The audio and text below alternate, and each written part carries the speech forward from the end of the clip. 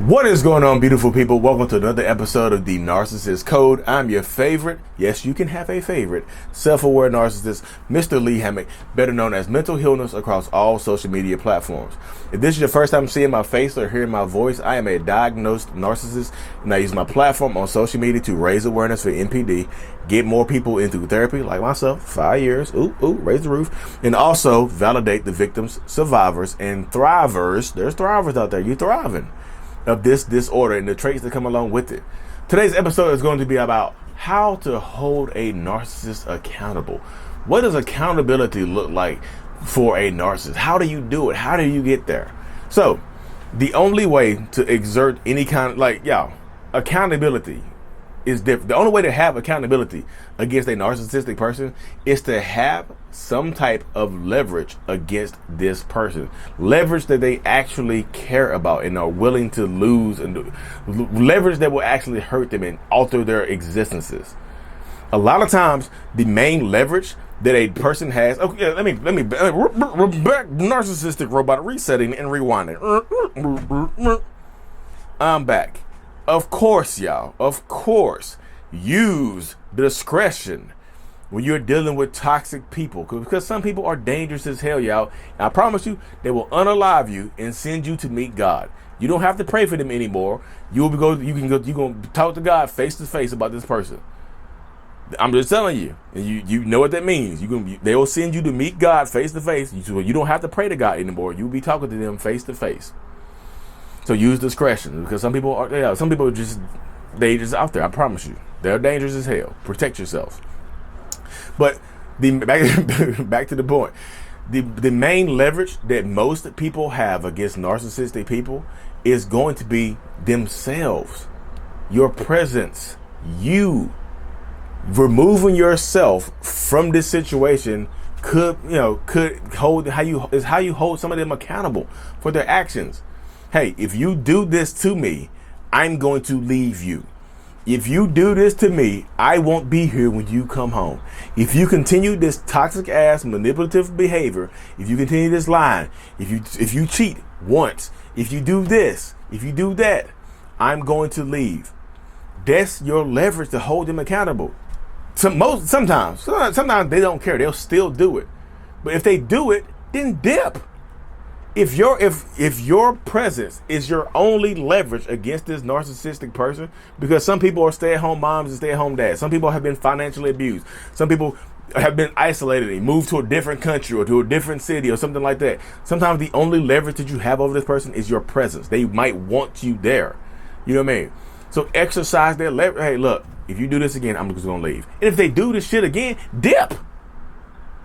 If they do it again, dip safely, of course, use discretion. But if they do it again, dip. It's the fact that you tell them you're going to do this, and if they do it and you don't leave, if you don't exercise your leverage, then they don't believe you. I told them I was going to leave when if they cheated on me. And guess what they did? They cheated on me with my mom. They cheated on me with my dad. They cheated on me with my sister or my brother or somebody close to you, your best friend, your boss, their boss. Somebody that you know, the neighbor, somebody that made it ultra disrespectful towards you. And guess what? When you found out, you didn't leave. And I know the reasons behind it, but the fact of the matter is you didn't leave. Trauma bond, kids, the fact of the matter is, if this is your only leverage, then you didn't leave. You no longer have any leverage. You no longer have anything to hold them accountable, because accountability requires leverage. It just does, y'all. It requires leverage, and them have to be willing to lose it. Some people don't care about losing it. That's why they keep doing it over and over again. If you don't leave, then you just, you're in it. This is your life. Well, I tried my best. I did blah, blah, blah, blah. I got Hoover back in. So let me rewind this to the fact about getting Hoover back. If you do decide to hold them accountable and you get Hoovered back in, when they have made absolutely no change. There's no therapy. There's no consistent change in behavior. There's absolutely nothing. They just said sorry, or they just text you, or they popped up on you, and you took them back into your life. Again, you just removed the leverage. It's not a Hoover if you know about it. If you know it's coming, if you're educated about narcissism, and they reach out to you, it's no longer a Hoover. If you get sucked back into the relationship, it's not a Hoover. It just can't be. That's because you're choosing it now. Hoover's, I don't know. Stay in power, y'all. Stop going back into these toxic ass relationships. I know the trauma bond. I know it. I know it. I know trauma bonds are tough. I know that. I understand that. But as long as if you know about the trauma bond and if you can say the words, I'm trauma bonded out loud, you can break the damn trauma bond. Now, if people who don't understand it, that don't know what's going on, why don't he go back to this relationship? Why does it hurt when I leave? Why do I throw up and cry and I can't get over this person? What's going on with me? Those are the people who it's going to take a long time to break the trauma bond. You know about it. You know the trauma bond exists and you keep going back into it. That's like, when you get to that point right there, people will start to think that you're using the trauma bond as an excuse to stay in this relationship. I'm trauma bonded. That's why I'm here. No kind of, look, I'm trauma bonded. Come on, y'all, power up. Shift from victim to thriver. Thrivers thrive. I'm telling you, it's good. It's good to be a thriver. I'm telling you, the thrivers are living good lives.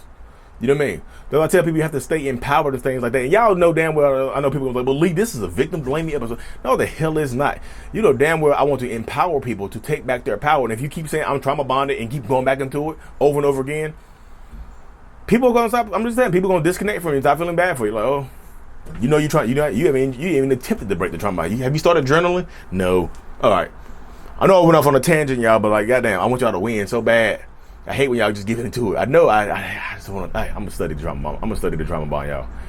I'm gonna study this thing. I'm gonna make a pill to help break it. I'm something.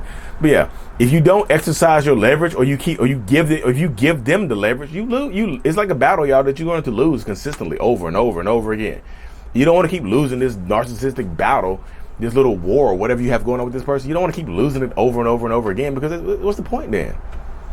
It's like there's no point of being in this. Like, y'all, come on now. I'm about to tell people to stay empowered. This is a journey. This is a healing journey right here. Stay empowered. And another form of leverage that you can have over that narcissistic person is their reputation. I'm about to tell people to document things that are happening to you. Because if this person has a good reputation, people are typically not going to believe you if you decide to tell your story.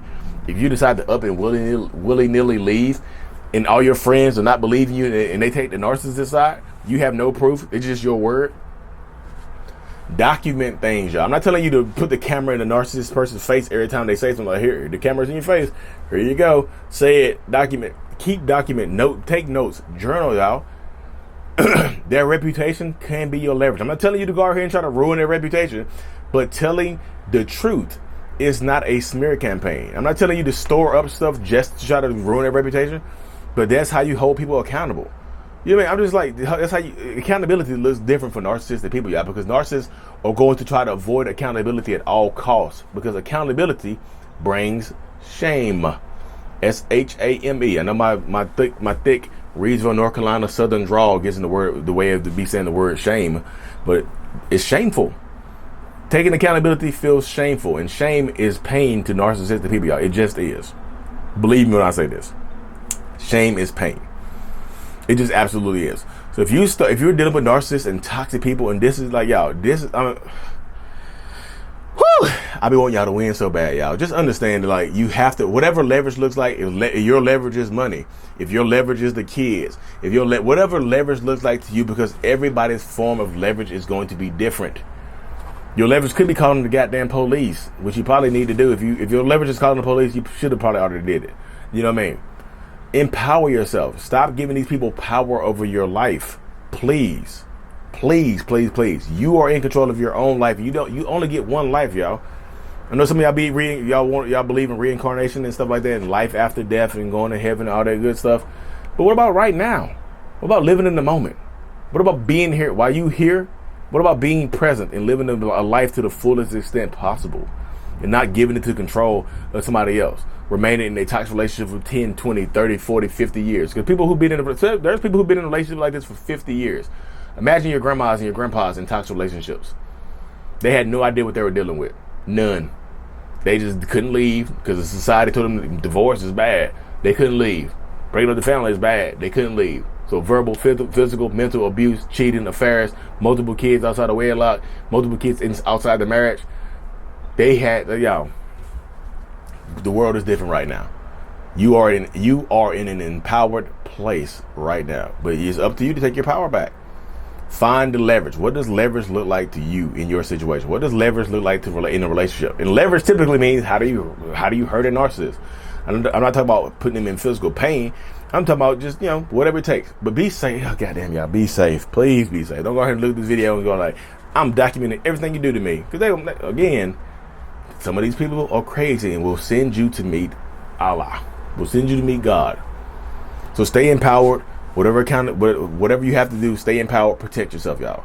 Anyways, y'all have to hop off this thing. It's about to thunderstorm outside. I don't know if y'all can hear it. I might be picking up everything nowadays. But stay empowered. Stay safe. And also, Durham, North Carolina, July 23rd, Durham, North Carolina, we're doing an in-person meet and greet at the Honeysuckle at Lakewood Bar and Grill Restaurant in Durham, North Carolina. I will be there.